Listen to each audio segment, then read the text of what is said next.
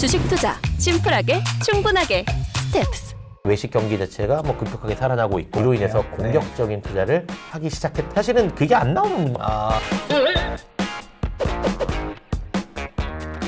스텝스 구독자 여러분 안녕하세요. 돈 되는 정보만을 꽉꽉 눌러서 알려주는 리서치 돈알리의 최상욱입니다. 오늘은 여의도에서 정말 유통의 매니아라고 굉장히 잘 알려진 또 달변가시죠. 하나투자증권의 남성현 애널리스트님을 모셨는데요. 왜냐하면은 유통산업이 저희가 지난번에 한번 돈알리 때 다뤘었는데 3분기 실적 시즌을 지나고 또 내년을 준비하는 과정에서 어떤 변화들이 있을지 체크해보는 차원에서 모셨습니다. 오늘 한번 유통산업에 대해서 다시 한번 깊게 딥다이브 해보도록 하겠습니다. 안녕하세요. 안녕하세요. 하나투자증권에서 유통하고 식자재를 담당하고 있는 남성현 연구원입니다. 다시 만나 뵙게 돼서 반갑습니다. 제가 개인적으로 지금 하나투자증권에 훌륭한 애널리스트들이 많이 있는데 남성현 애널님이 제 최애인 거 아시죠? 예, 좀 부끄럽긴 한데 예, 자주 불러주시면 뭐 언제나 최선을 다하도록 하겠습니다. 제가 처음에 세미나도 듣고 돈알리도 촬영을 할 때 너무 그 인사이트풀 해가지고 제 지인 매니저들한테 좀 수소문을 돌려봤거든요. 네. 하나 리서치에 남성 애널리스트 알고 있냐고. 네. 그랬더니 그냥 저한테 뭐라 그랬냐면은 이현님도 한창 때 건설 엄청 매니악하게 했는데 그분은 유통에는 특히 그 CJ 프레시웨이 관련해서 네. 이쪽으로는 거의 매니아 오브 더 매니아라 그래가지고 장난 아니라고 하더라고요. 그래서 나도 진짜 그분한테 CJ 프레시웨이 설명 듣고 진짜 정말 홀라당 넘어갔다고.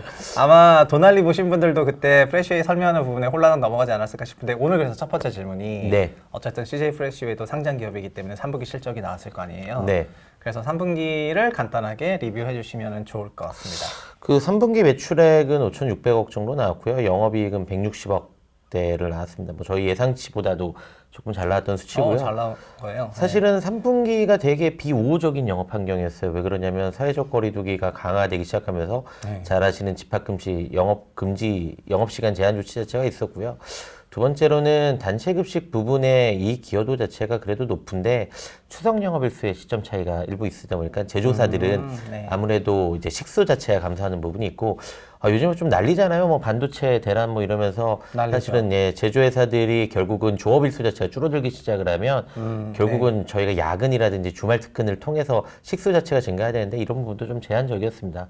그러다 보니까 영업 환경이 안 좋았기 때문에 저희의 예상치를 낮게 설정을 했었는데 중간에 한번 영업실적치를 올렸음에도 불구하고 결국 이를 상회하는 영업실적 자체가 낮다라고 보시면 좋을 것 같고요.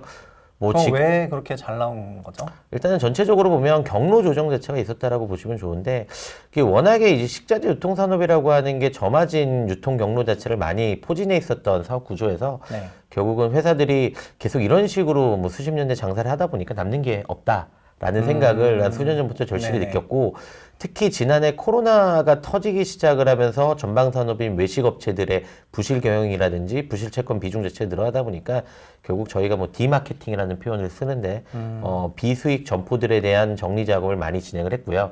이로 인해서 사실은 판관비 쪽에서도 영향을 많이 미쳤습니다. 결국 그들을 관리해야 되는 영업인력이라든지 이런 부분도 효율화가 조금 이루어졌던 부분이고 거기다가 얘네가 가장 크게 문제가 됐던 게 도매원료 유통 사업이라고 해서 수입 축산물을 수입을 해서 판매하는 구조로 가고 있는데 이 부분이 결국 도매 사업이다 보니까 가격에 대한 리스크 자체가 상당히 커요. 이 부분을 어느 정도는 크게 덜어내다 보니까 결국은 남아있는 경로에서는 고마진 사업 구조가 재편이 됐고 판관비 따에서도 인건비 효율화가 나타나기 시작을 하면서 결국 어느 정도 매출이 조금 터지기 시작하니까 이익률 자체가 확실히 개선되는 효과가 나타났다고 보시면 좋을 것 같습니다. 그러면 그 CJ 프레시웨이는 식자재 유통하고 크게 보면 단체급식 두 가지로 볼 수가 있잖아요. 그리고 단체급식 부분은 아무래도 말씀하신 것처럼 뭐 조업일수하고 추석의 영향으로 네거티브한 이슈가 있었기 때문에 추정치가 높아질 만한 환경은 아니었던 것 같은데 근데 식자재 유통에 대해서 확실히 굉장히 엣지는 지난번에 설명해 주셨잖아요. 근데 그런 것들이 굉장히 자잘자잘한 내용들이 어쨌든 합쳐지면서 이번 분기 실적에 어느 정도 그 효과가 나오기 시작했다는 걸로 들리네요. 네, 맞습니다. 그러면은 또 자연스럽게 그거 말고 다른 이슈들이 있었나요? 지난번에 저희가 또 센트럴 키친도 다루고 등등 매우 많은 이슈를 다뤄가지고 이 프레시웨이라는 기업이 제 눈에는 어떻게 보이냐면 매우 혁신적인 기업으로 보이거든요. 지금은 그래서 중장기 비전을 CJ그룹이 발표했는데 프레시웨이가 사실은 좀 빠졌거든요. 빠진 건 아니고 네네. 예, 이제 그룹에서 이재현 대표님 발표하실 때는 좀 내용이 빠져 있는데 말씀하셨던 CK라든지 이런 부분에 대한 추가적인 투자 자체는 좀 지속이 될 가능성이 높고요. 뭐 온오프와 연계한 여러 가지 비즈니스 모델을 확장하는 데도 상당히 혁신적으로 준비를 하고 있는 부분이 사실입니다. 근데 이거를 좀 차지하고 나서라도 결국 구조적으로 영업 환경 자체가 상당히 개선되고 있는 추세 자체가 이어지고 있고 그렇죠. 지금 4분기만 놓고 보더라도 저희가 위드 코로나 시행이 되면서 뭐 저도 11월 달부터 이제 회식을 시작을 했는데 개인적 회식, 개인적 회식을 시작을 했는데 그렇게 되더라고요. 거의 뭐 폭발적으로 외식 수요 자체가 지금 증가하고 있는 추세거든요. 그러면 4분기는 앞서 말씀드렸듯이 추석 영업일수에 대한 효과도 없고 여기다가 외식 경기 자체가 뭐 급격하게 살아나고 있고 여기다가 회사는 중장기적으로 내년에 제조라인 설비 증설이라든지 온라인의 역량 강화 아니면 인력 효율성 그다음에 뭐 여러 가지 지금 투자 자체를 준비를 하고 있기 때문에 사실은 지금의 실적 자체도 뭐 너무너무나 서프라이즈 숫자지만 뭐 4분기도 기대되고 내년에도 훨씬 더 기대되는 회사를 조금 변모하고 있는 과정이다라고 보시면 좋을 것 같습니다. 그러네요. 이 식자재 유통업이 이런 코로나 환경 속에서도 이 식자재 유통업이랑 단체급식을 하는 회사의 실적이 뭐 추정치를 상회했다는 것 자체가 서프라이즈인데 지금 4분기부터 말씀하신 것처럼 저희도 모임이 많아졌어요. 그리고 그러면서 좀 문을 여는 가게들도 많아지고 하다 보니까 확실히 이런 식자재 유통업 전방 상황이 풀리는 것 같은 그런 분위기고 사큐에 완전히 안 풀리더라도 22년은 더 기대가 되잖아요. 그러면은 시계추를 저희가 캘린더 기준으로 얼추 11월 중순이고 이제 한 달 반밖에 안 남아서 22년이 임박했기 때문에 22년도에도 여전히 이 기업을 좀 괜찮게 생각하시는지. 저는 조금 시장에서 생각하시는 것보다도 강력한 숫자를 시장에다 좀 제시를 하고 있는데 2022년에도 영업이익은 뭐 30% 이상은 성장이 가능할 거다라고 보고 있고요. 이것도 개인적으로는 그렇게 공격적인 숫자는 사실은 아닙니다. 너무 공격적으로 하면 뭐 이제 실적이 떨어지면 좀 큰 피해를 보시는 분들이 많기 때문에 보수적으로 어느 정도는 잡아놓고 가는 거고요. 4분기 숫자를 제가 시장에서 생각하는 것보다 상당히 좀 강력하게 계속해서 제시를 해드리는데 일단 현재까지 파악하는 분위기로만 보면 제가 생각하는 수준의 영업이익 자체는 달성이 가능할 거다라고 조금 판단을 하고 있고 사실은 그게 안 나오면 문제다라고 저는 보고 있어요. 오히려 그 정도는 나와줘야지. 이 업이 완전 돌아섰기 때문에 기초체력 왜냐면 지금 3분기 한번 놓고 보면 3분기가 한 단체급식 부분에서만 영업이익이 한 5, 60억 정도 2분기 대비해서 좀 빠졌거든요. 그럼 영업일수 감안하고 그 다음이 내년에 뭐 여러 가지 원자재 공급 이슈 자체가 일정 부분 해결돼서 저희 제조업체들의 조업일수라든지 그 다음에 재택근무 완화되면서 오피스 수요 늘어나는 부분 이렇게 되면 단체급식도 개선되는 거는 뭐 자명한 사실이고 여기다가 외식 사업 자체도 사실은 3분기 올해 실적이 하도 좋으니까 투자자들 그렇게 생각하세요. 기저가 너무 센 거 아니냐. 근데 외식업은 기저가 세진 않았거든요. 다들 저희가 지금 불과 얼마 전까지만 해도 10시 집합금지 조치 있고 그 전으로 돌아가 보면 9시까지밖에 영업시간을 제한 조치밖에 못했고 그러면 사실은 숫자 자체는 상당히 개선되고 있지만 이게 온전하지 않은 영업 환경 내에서 좀 이루어진 숫자이기 때문에 내년에는 이거보다 조금 더 폭발적인 성장이 가능할 거다라고 좀 판단을 하고 있고요. 여기다가 좀 구조적으로 좀 성장하고 있는 부분이 좀 일부 몇 개가 있어요. 하나는 단체급식에서는 공정거래위원회에서 이제 계열사 물감 몰아주기 논란에 따라서 이제 삼성, LG, 현대 등 이제 대기업 다수들이 단체급식 물량을 외부 업체를 수주를 해야 되는 부분이 있고요. 여기다가 이제 요양급식 시장이라든지 그 다음에 키즈급식 시장이라든지 특수식자재 쪽 시장 자체도 구조적으로 성장을 하고 있기 때문에 결국은 전체적인 규모가 좋고 어느 정도 생산 캐파가 되고 말씀드렸던 여러 가지 제조 기술을 가지고 있는 업체들이 수주 가능성이 장기적으로도 뭐 비전이 밝을 수밖에 없다라고 평가를 할 수밖에 없습니다. 그리고 제가 최근에 막 이 아파트 저 아파트 좀 돌아다녀 본 적이 있었는데 1000세대 넘는 아파트 단지에도 조식을 배치해주는 데가 많잖아요. 요즘 맞습니다. 다 멈췄거든요. 근데 아마 내년에는 다 시작할 거라고들 다들 생각을 하고 계세요. 그리고 뭐 모임 같은 경우에는 다들 느끼시겠지만 저도 금요일마다 독서 모임을 하는 게 있는데 독서 모임이 끝나고 나면 맥주 한잔 먹으러 가려고 하는데 강남에 있는 맥주집인데 문을 닫아버렸더라고요. 그러니까 폐업을 했다는 얘기죠. 그러니까 이게 다른 데도 아니고 강남역 사거리에 1분 거리에 있는 맥주집인데 폐업할 정도면 임팩이 컸다는 거였는데 그런 환경이 바뀌기 때문에 내년 좀 기대가 많이 되는 것 같습니다. 네. CJ 프레시웨이라는 기업은 아마도 이런 얘기를 하자, 성현님 데리고 얘기를 하면 제가 생각할 때는 1시간을 얘기해도 그 도날리 시간이 부족할 정도로 나올 거기 때문에 임의로 일단 여기서 한번 끊어도 될 정도로 괜찮다고 생각하고 또 유통 섹터 담당하시잖아요. 네.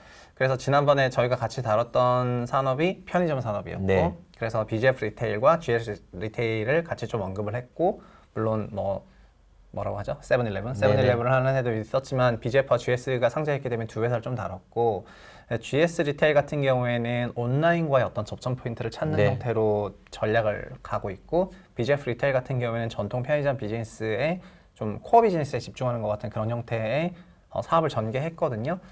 이 편의점 관련해서도 3분기를 좀 리뷰해 주실 수 있을까요? 뭐 전체적으로 보면 상반기와 거의 유사한 흐름이 나타났는데 기존 점포 성장률은 조금 3분기에 회복이 됐고요. 그러니까 1년 이상 된 점포의 매출액이 올랐다는 말씀을 드리고 싶고 네. 신규 점포 출점을 통한 성장률도 한 5%에서 6% 정도 유지가 됐습니다. 그러니까 전체적으로 산업은 한 7에서 9% 정도의 성장하는 기조 자체가 네. 월별로 계속 찍혔다라고 보시면 좋을 것 같고요.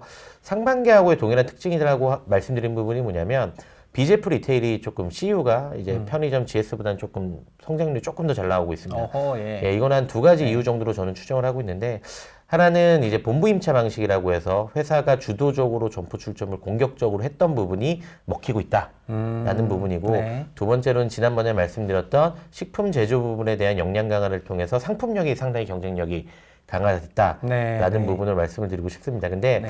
이번 실적에서 BGF 리테일이 좀 재밌는 전략을 오픈했는데 예. 예, 이 상품 전략 강화 자체를 과거에는 지역 거점주의에서 상품 제조를 해서 이제 뿌려줬다면 네. 지금은 상품 중심으로 이제 상품을 만들어서 지역으로 뿌려주는 그러니까 상품을 먼저 만들고 지역으로 뿌려준다. 예, 예전에- 지역 베이스의 어떤 로컬 예, 상품을 만들어가지고 편의점에 올리는 게 아니고. 그런 개념보다 네, 네. 지역에서 옛날에 물류 네트워크를 하셨던 분들이 네. 결국 레시피만 받아서 물품을 생산했다면 지금 하나의 거점 제조 생산 라인에서 모든 제품을 통제를 해서 만든 이후에 네. 결국 그 물류 업체들한테는 상품을 공급하는 역할 정도가 약간 센트럴 키친 분위기인데요? 예, 원래 맞나요? CK를 가지고 있었고요. 아, 이거를 네네. 지금 확장한다는 개념으로 투자 전략을 밝혔습니다.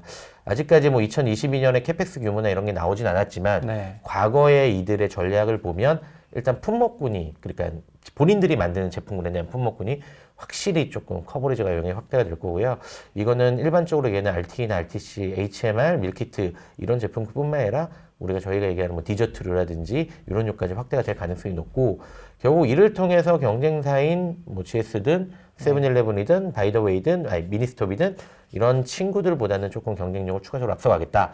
근데 이거를 제 판단하기엔 그런 것 같아요. 투자를 한 이후에 네. 두 가지의 점포 출점 전략 방식과 네. 제조 방식을 테스트 해봤는데 네. 성공을 했다라는 거를 내부적으로 고무적인 결과를 얻은 거고 그런 것 이로 인해서 같아요. 네. 공격적인 투자를 하기 시작했다라고 보시면 좋을 것 같습니다. 네.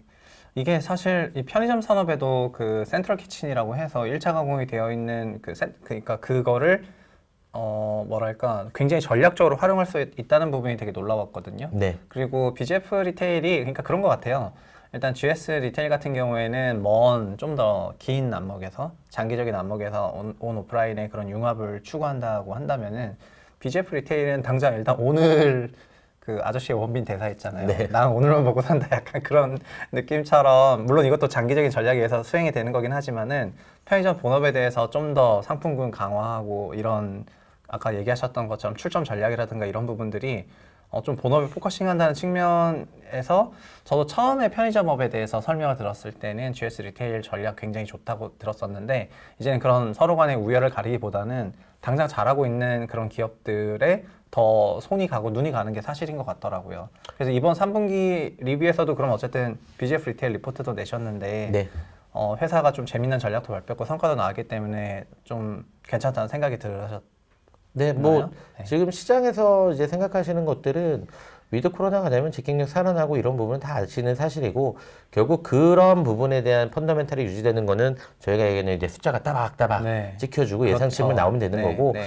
그럼 저희가 판단해야 되는 애널리스트 입장에서 판단해야 될 거는 여기서 경쟁사 대비 플러스 알파를 낼 수 있는 현재까지 시행됐던 전략이 얼마나 더 먹힐 수 있는지 네. 여부를 가늠을 해봐야 되는데 한 가지 확실한 건 이게 한 2년 정도는 현재까지는 경쟁사를 조금 앞서가는 모습을 보여준 건 사실이고 그렇죠. GS 리테일이 이거에 대해서 긴장을 안 하는 건 아닙니다. 저도 상당히 많은 네. 회사하고 커뮤니케이션을 보면 상당히 많은 긴장을 하고 있고 많은 쪽에 대한 보완 작업을 하기 위한 노력을 하고 있지만 어찌 됐던 간에 지금 격차가 벌어진 거를 단숨에 좁힐 수 있지는 못하기 때문에 말씀하셨던 대로 GS 리테일은 이걸 어느 정도 보완하느냐, 거기다가 중장기적인 온오프 전략 자체가 어느 정도 결합을 해서 녹아내릴 수 있느냐라는 네. 포커식으로 보시면 좋을 것 같고, BJF 리테일은 여기서의 한 발자국의 격차를 더 벌리기 위한 네. 선제적 투자 자체가 이루어지는 거기 때문에 오프라인으로서의 경쟁력 자체는 충분히 더 강화될 수 있는 여지 자체는 분명히 있다. 이런 식으로 조금 해석을 하시면 각 회사를 좀 판단하시는 데 도움이 될 거다라고 보고 있습니다. 네. 그리고 저희가 이런 내수 산업이라고 할까요? 식자재 유통이나 아니면 편의점 산업 같은 경우에는 지난번 도날리 때 첫 번째 질문도 그런 거였어요. 편의점 산업이 성장 산업인지 여쭤보고 싶다 이런 거였거든요. 많은 사람들이 내수 산업에 대해서 그렇게 구조적인 성장을 하는 산업이라고 생각을 못 하시는 부분이 많은 것 같아요. 편의점업 같은 경우에도. 네. 그 애널리스트 간에서 여러 가지 의견들이 있고, 근데 방금 3분기 때도 말씀하셨지만 기존점 YOY 전년비 성장률도 올라갔고 신규 출점 성장으로도 매출 그로스가 나왔기 때문에 편의점 산업이 구조적인 성장 산업이라고 생각이 되고요. 그리고 자세한 거는 1화를 참조하시면 되는데 이번 3분기 실적 시즌에서 그런 것들이 한 번 더 증명이 됐기 때문에 성장 산업이라고 생각하셔도 될 것 같고, 그리고 그 안에서 혁신을 위해서 노력하는 그런 기업들이 있는데 그 전략들이 먹히고 있다는 게 또 실적을 통해서 드러나잖아요. 그래서 투자자들이라면은 본인이 갖고 있는 투자 아이디어를 분기를 통해 가지고 체크하면서 비중에 대한 비중 확장이라든가 이런 걸 더 하게 될 텐데, 그런 맥락에서 오늘 식자재 유통 산업하고 그다음 편의점 산업 두 개를 이렇게 짧은 시간에 굉장히 임팩 있게 설명을 해주셔가지고 너무 감사드리고, 앞으로 매분기 때 나오셔가지고 계속해서 이런 업데이트를 투자자한테 잘 전달해 주시면 정말 감사하겠습니다. 지금까지 이렇게 짧은 시간에 식자재 유통업하고 편의점 사업 두 가지를 정말 깊게 설명해 주신 분은 하나투자증권의 남성현 애널리스트님이었습니다. 정말 수고하셨습니다. 수고하셨습니다. 감사합니다. 감사합니다. 널 한눈에 알아봤어. 내 투자 성과를 한눈에 쳐. 스텝스.